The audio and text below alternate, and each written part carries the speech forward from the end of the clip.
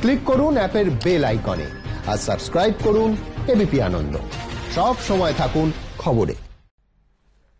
রায়গঞ্জে বিজেপি কর্মীর মৃত্যু, পুলিশ হেফাজতে মৃত্যুর অভিযোগ পরিবারের। মৃত বিজেপি কর্মী অনুপ কুমার রায়। তৃতীয়বারের জন্য ময়না তদন্তের নির্দেশ হাইকোর্টের। বিস্তারিত জানতে যোগাযোগ করেছি আমাদের প্রতিনিধি সৌভিক মজুমদারের সঙ্গে। সৌভিক, কি জানা যাচ্ছে? দেখো, অস্বাভাবিক মৃত্যুর কারণে প্রথমবার দেহের ময়নাতদন্ত হয় এবং সেই সময় রিপোর্ট পরিবারের পক্ষ থেকে যা বলা হয় যে রিপোর্ট অসন্তোষজনক, ফলত দ্বিতীয়বারের জন্য ময়নাতদন্ত হয়েছিল।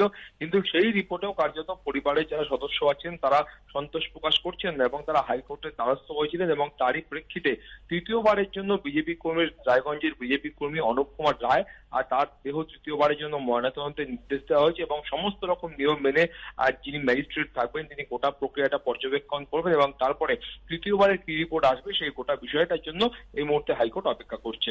মধুবন্তী। ধন্যবাদ সৌভিক।